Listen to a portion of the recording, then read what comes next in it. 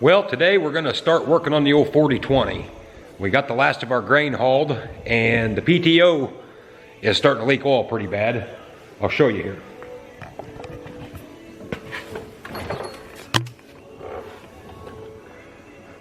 So right down here, she's got some oil coming out of her. There's an O-ring in there. You can pull this p.t.o shaft out. There's an O-ring right inside there. I changed that first just because that was the easiest to see if that would change anything, and it didn't. So now we got to take this whole housing off, take all these bolts off and pull that whole p.t.o out, and there's a seal on up inside there we're going to change. So we're going to do that and change the bearing and look things over once we get in there.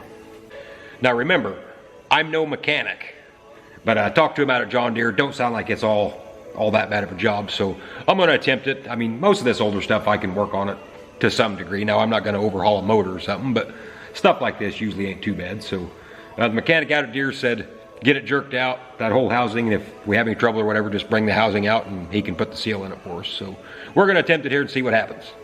Well, first we got to get the oil drained out of the back end here.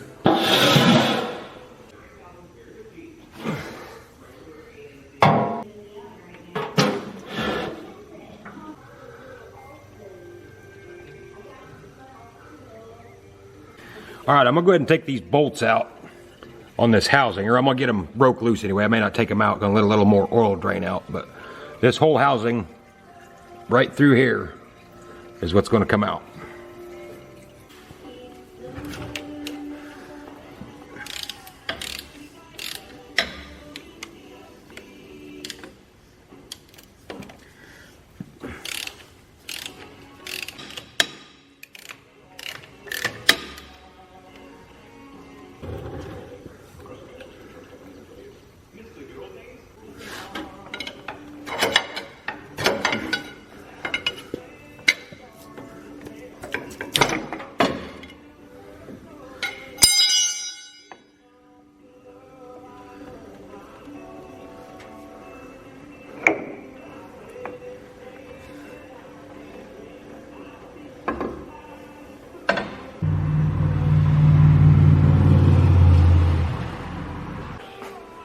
Well, there's that.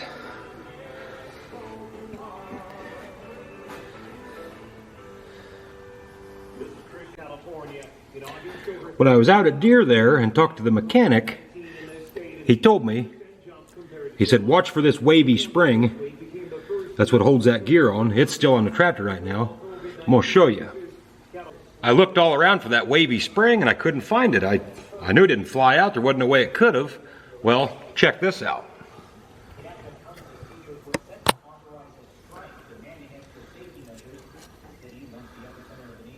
There's my wavy spring, or part of it anyway.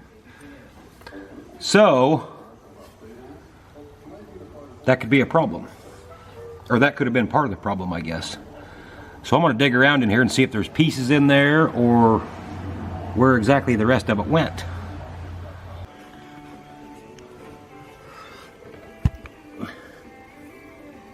There's a part of that wavy spring right there.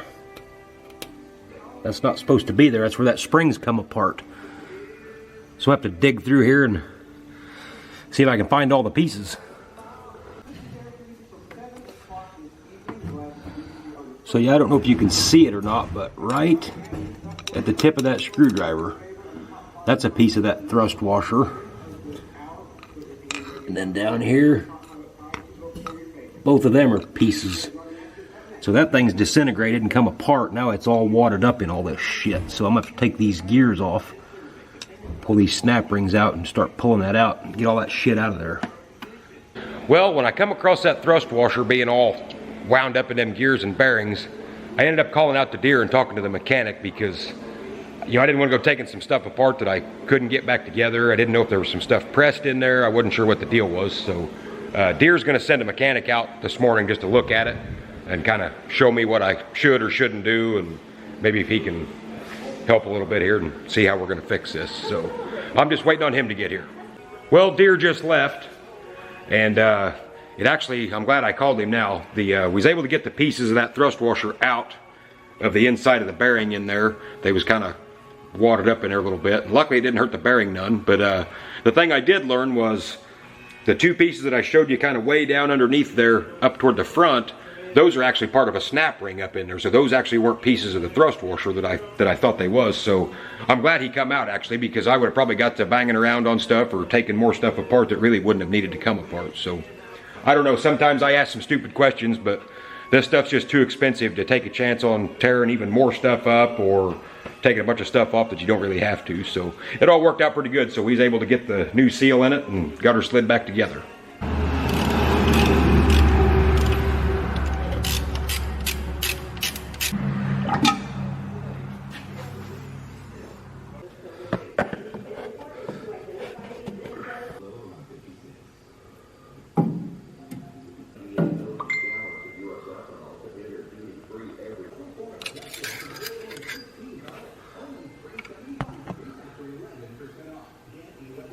Good to go.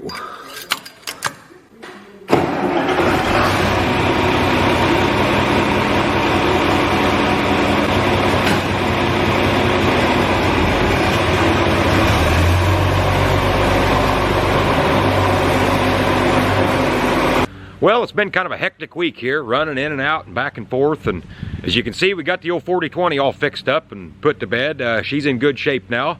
I think she's ready to roll. So today I'm going to take the backhoe down to a farm about 8 or 9 miles south of here. We got some washouts. We hauled some dirt in. I'm going to do some fixing. So it'll be easier to show you when I get there than try to explain what I'm going to do. So we'll get in the old backhoe and head that away.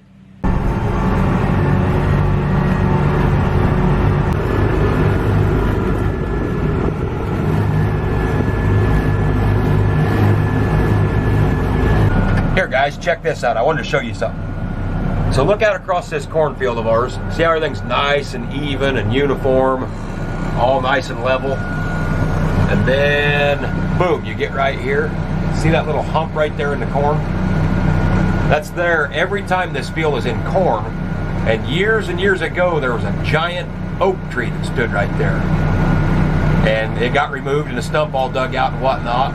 And we've always wondered, you know, if that tree, you know, if some of them roots have loosened that soil up or you know, why it does that. But every time this field is in corn, you will see a giant hump right there. And you can see it's about the size of a root ball. That's always pretty neat though. You won't see it in beans, but in corn, she's all perfectly level. And then right there, boom, big hump. And then right back down to level again. I've always been intrigued with that.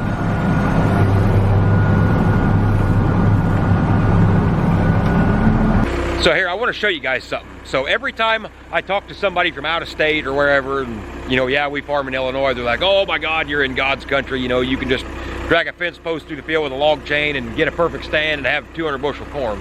Well, that's not necessarily the case where we're at. We're basically 100 miles northeast of St. Louis. So when you start talking about the good black flat Drummer Flanagan soil in Illinois, that's literally 5 miles north of where we farm is where that starts and then goes all the way north. So where we're at, we don't have that here. Now we've got some good dirt, but for the most part, ours is the lighter timber soil.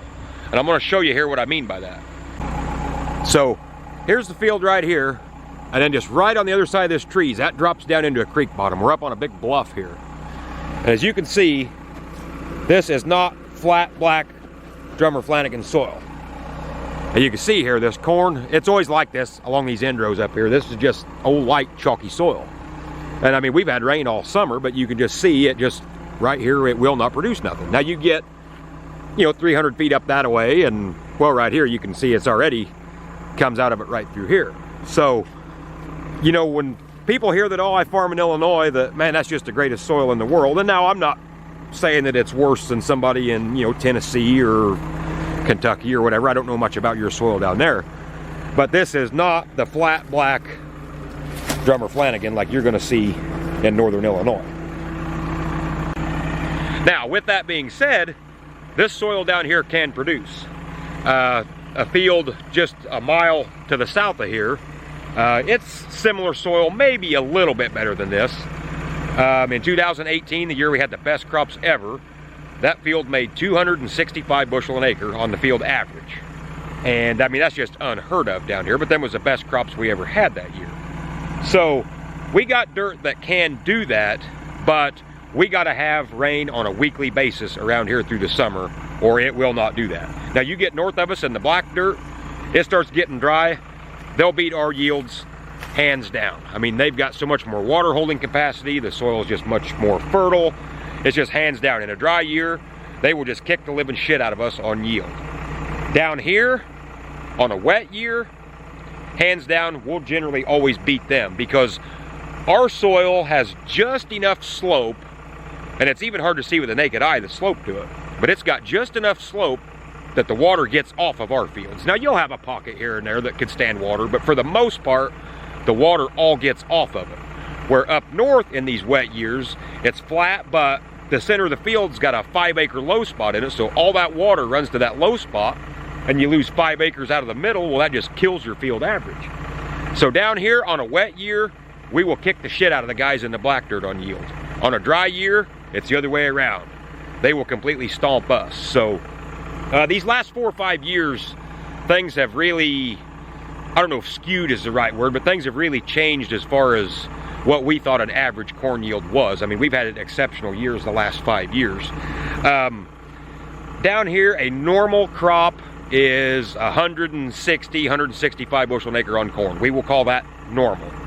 175, 180, that's getting to be a very respectable, good crop. 200 or anything over is a complete bumper crop for us on corn. It's just a different world down here. You know, our soil, it's just not like it is in northern Illinois, or not, you don't even have to be northern Illinois, 5 miles north of here, all the way up through northern Illinois. An average bean yield is 50 to 55, we'll call that average. 60 to 65 is very good, highly respectable. And you start talking 70 plus, that's a bumper crop on beans for us. That's us personally. You know, I don't know who to believe on yields. You talk to guys down here and they act like, you know, 230 bushel corn's the normal and 80 bushel beans. And I consider us to be good farmers. We never skimp on fertilizer, try to do the best job we can, and we sure don't see them yields. And you're probably going to hear me say this multiple times this fall. When somebody calls me on the phone, a friend, whatever, when we're busy harvesting, hey, what's your corn make 'em? I tell them the field average. I don't pull this shit of, well, it's getting up to 250 in places. Well, no kidding, it always does. You can have a drought and you'll have a spot in the field that got up to 250 for whatever reason. I don't do that. I tell them what the field average is.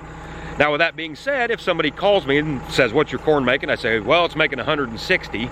I will go as far as saying, you know, it would probably be a little better than that, but I got 5 acres over here that had some emergence problems or water stood on it or something, and it's only making 140 over there, so it's dragging my average down. But I don't know, everybody's always tight-lipped about that, like it's a great big giant secret, and to me it's not. I tell people what it's making and it is what it is. So I don't know, it's just funny. Some people are different. So yeah, we're gonna get up here, start digging this hole.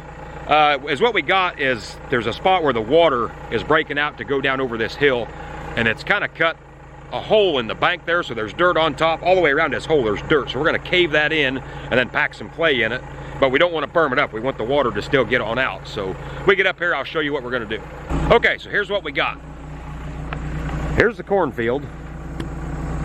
So the water comes down on its way into the timber here. And it's kind of swirled here, I guess, a little bit maybe, and just kind of started to wash. But see, it started this great big giant hole down in here. And it actually goes quite a ways on back in there. And then there's kind of a flat spot. And then it's coming out again over here, somewhere down in through there before it gets on into the brush. So I'm gonna come in here with the backhoe and I'm gonna try to dig, even if it's somewhat of a trench. Because, you know, it's gotta be hollow under there. It ain't gonna do me any good to just stack a bunch of dirt here, because eventually then it's gonna find that hole again. It's just gonna wash it all back down. So I'm gonna dig a trench or whatever it takes along here, get the topsoil out, and then take some of this clay and get in there and pack it all down in there. Try to fill that cavity back up and then pull the topsoil back over it and then fill this big hole in. It's dangerous as hell here. I mean, there's not supposed to be anybody back here deer hunting or nothing, but you never know. I mean, when this is all growed up, luckily we got it all mowed, but you know, this grass is waist high. Somebody comes tooling through here in a pickup truck or a four-wheeler. That's not going to be good. I mean, shoot, that's 5 feet deep right there. So let's jump up in here, see what we can do. Oh, and for the record, I'm not a professional backhoe operator, so don't laugh at me.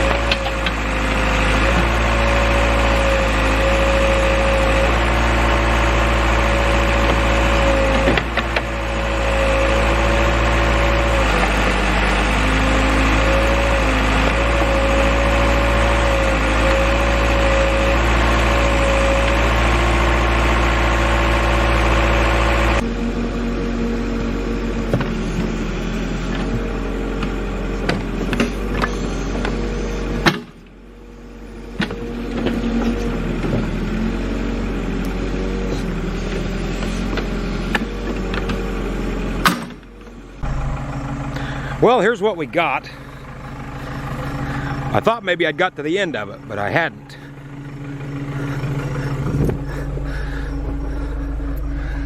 So you see that cavity, or whatever you want to call it, just keeps on going back in there.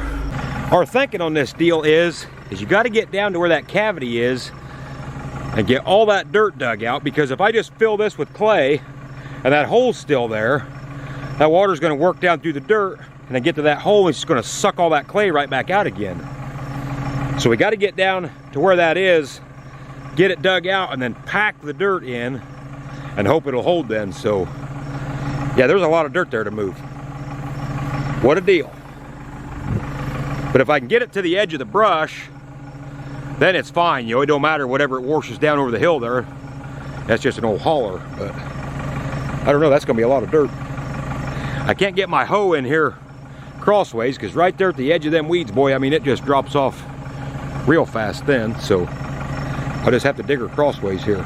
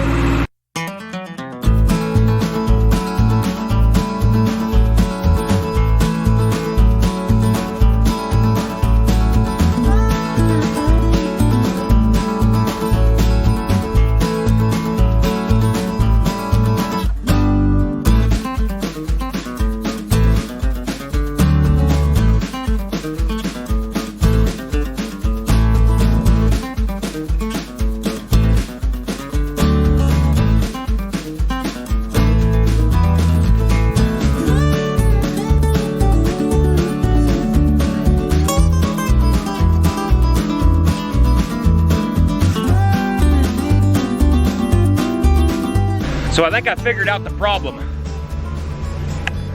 See this right here? Somebody's buried some brush in here years ago, and as that stuff rots down, it leaves a cavity, and that water, as it permeates down through the soil, will start cutting gullies underground, and then it'll start caving in. So I got a big chunk here, and there's another one up there on the pile. So I'm gonna say that's what our problem is. I think I've got to the end of the trench. I might dig a little bit more, but I think we can start filling this back in now. So yeah, I've dug around here a little more, and that cavity, it's just kind of stopped somewhere in there, so we're gonna stop digging. There's no sense in going any farther. But sometimes they just do that. They cut a gully and then it just kind of dead ends somewhere. That's kind of hard to believe, but it sure did. So we're gonna start pushing dirt back in her now.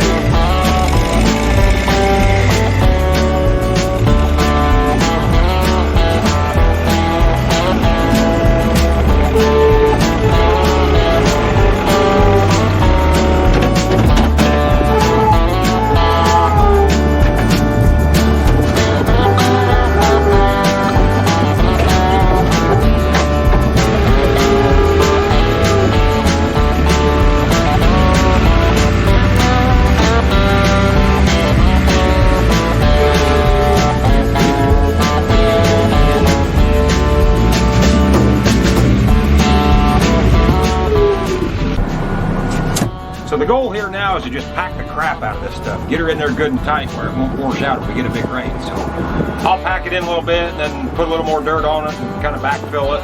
Just kind of keep going that way a little bit.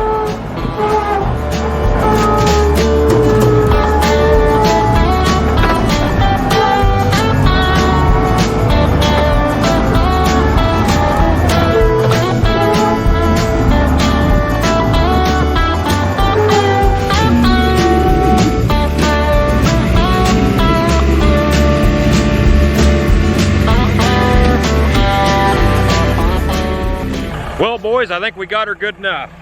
It ain't perfect. I'm not ready for my union card yet to become an operator, but I think it's good enough. You'll never get it perfect with just the backhoe itself. I mean, it's got a few waves in it, but good enough for now. And then down here where it dumps in the brush, there ain't a whole hell of a lot you can do right here, because I mean, man, that starts getting deep in a hurry down through there. So hopefully where I pack this in, I kind of got a little back slope here. We'll pack that in. We can either get us some concrete or a couple round bales or something and get thrown in there. That'll at least stop that from washing until this gets established with grass or something. So we're gonna call that good. Well, boys, we are off like a prom dress. Glad that's done. We got some more work to do down here after we get the corn picked. There's a water hole up here on the other end of the field, just kind of low in there. So we hauled a bunch of dirt in there. We're gonna try to get that built back up where it ain't standing water before. So on to the next project. Well, guys, I think we're gonna have to call that good for this week. I had a few other projects I was gonna try to get done today, but it just doesn't look like I'm gonna have enough time to get it all done. So we're gonna call that good. Stay tuned next week. I think Monday will be like, what, September the 14th roughly. We're gonna start hand shelling some corn, see where our moistures are at. We got a few neighbors that are picking. Not many, but a few, and they say the moisture's around 22 to 25. So we're gonna get a sample of ours, see where we're at. If it's 30%, then yeah, we're gonna be 10 days off at least probably. Now if it's 23, 24%, there's maybe a chance we could do something the tail end of this week. So we'll just have to see. So thanks for watching. Don't forget to hit that subscribe button. We'll see you next week, hopefully picking a little bit of corn.